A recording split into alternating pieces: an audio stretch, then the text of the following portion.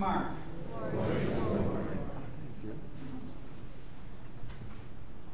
Jesus and his disciples left from there and began a journey through Galilee. But he did not wish anyone to know about it. He was teaching his disciples and telling them, "The Son of Man is to be handed over to men, and they will kill him. And 3 days after his death, the Son of Man will rise." But they did not understand the saying, and they were afraid to question him. They came to Capernaum, and once inside the house, he began to ask them, "What were you arguing about on the way?" But they remained silent. They had been discussing among themselves on the way who was the greatest. Then he sat down, called the 12, and said to them, "If anyone wishes to be first, he shall be the last of all, and the servant of all." Taking a child, he placed it in their midst, and putting his arms around it, he said to them, "Whoever receives one child such as this in my name receives me. And whoever receives me receives not me, but the one who sent me." The Gospel of the Lord. Praise to you, Lord.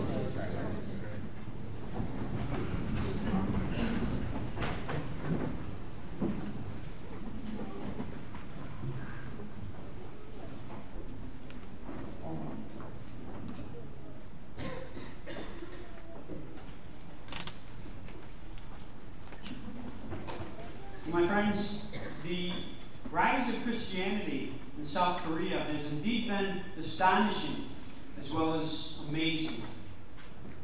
Visitors to South Korea might be a little bit surprised, perhaps a little bit crushed, to discover that the country's rapidly growing Christian population may be a hindrance to the dozens and dozens of historical sites and customs that were constructed by Buddhist, Confucian, and shamanist devotees. Nearly 30% of South Koreans are self-professed Christians of some sort.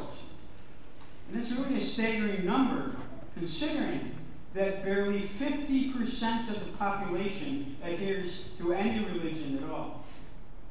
The Catholic Church in South Korea has increased its membership by 70% in the last 10 years. But that doesn't mean that it's always been easy for Christianity to take root in that land, or that Korea has always been favorable to Christianity. Because ever since the missionaries entered Korea in the 17th century, there's been fierce persecutions against Christianity, especially in the 19th century. In 1984, Pope John Paul II canonized 103 martyrs of Korea. But it was estimated that there were more than 8,000 people who were killed for their faith. It still must be remembered that the fierce persecutions were not because the Christians were going about causing social unrest or creating political trouble. The Christians were just ordinary folks. They were ordinary men and women who were fervently living out their faith. But because their faith shaped their lives and their actions and their practices, they were viewed by their fellow countrymen as detractors of the natural culture, even called insurgents.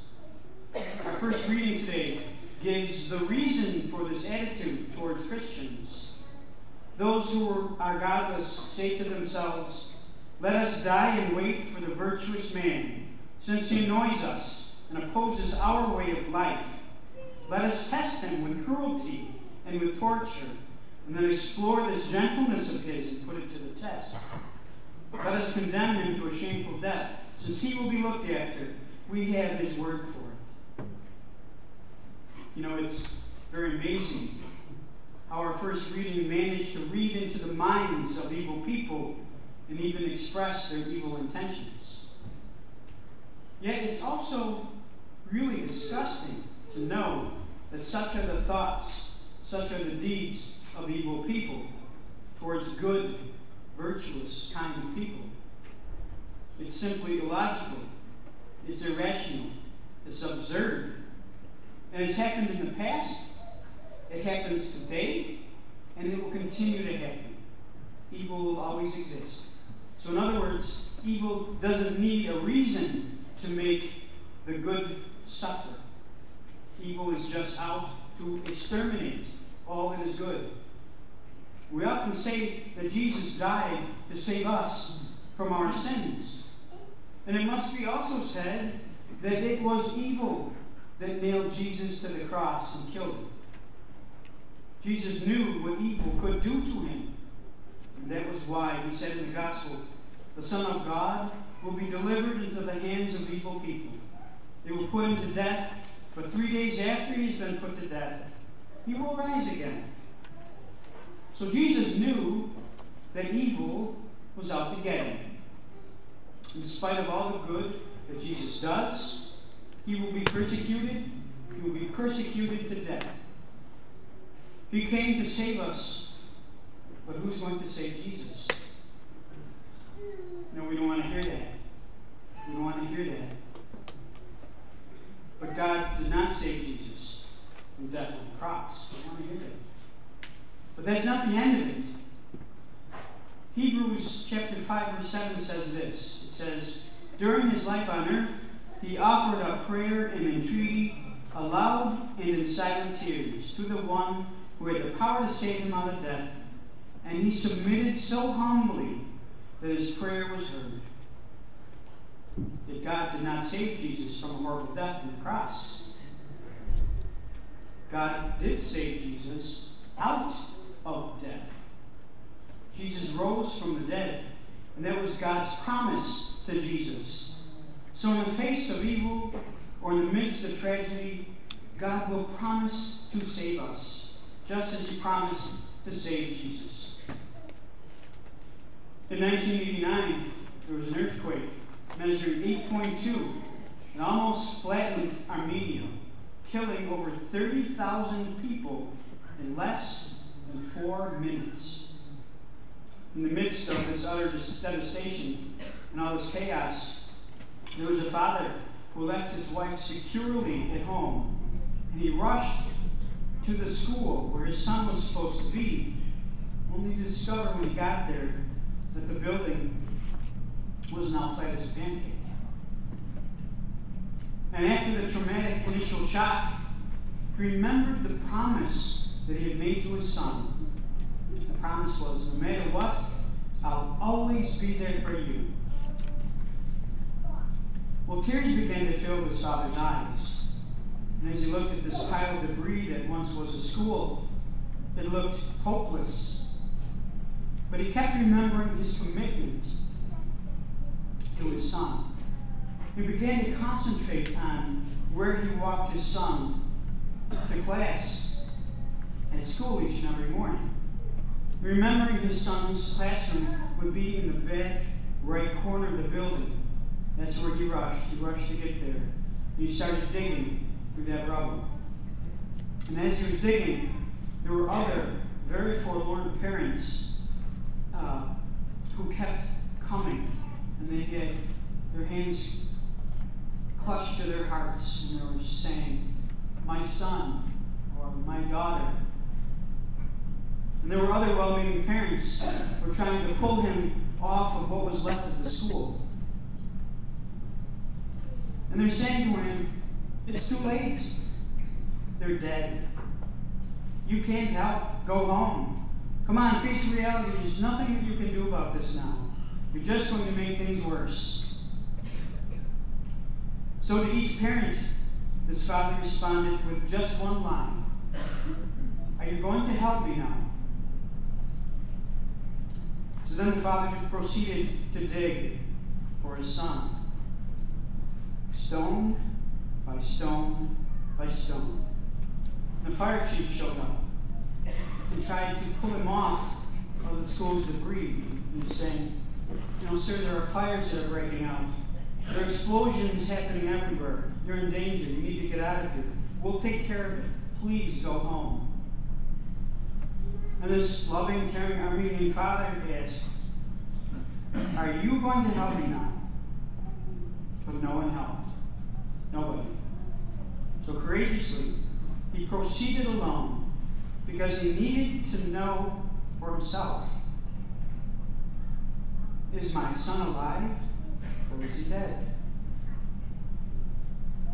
So he began to dig, and he dug for 8 hours, 12 hours, 24 hours, 36 hours. Then in the 38th hour, he pulled back a boulder, and he heard his son's voice.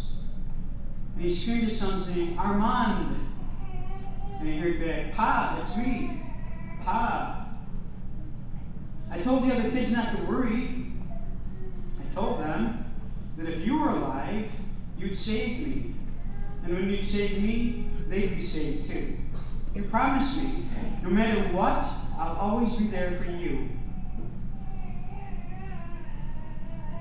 The father asked, "What's going on in there? How is it?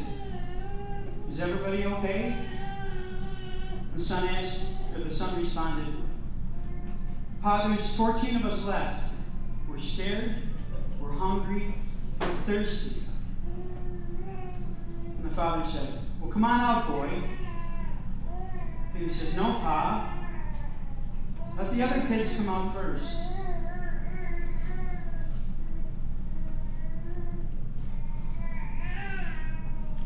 Let the other kids out first, because I know you've got me.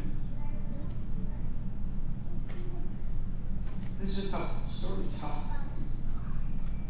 So no matter what, I know you'll always be there for me. My friends, this was a happy ending for that father and that son. It was also a happy ending for Jesus and for his father. Because his father saved him out of death. His father did not give up on him.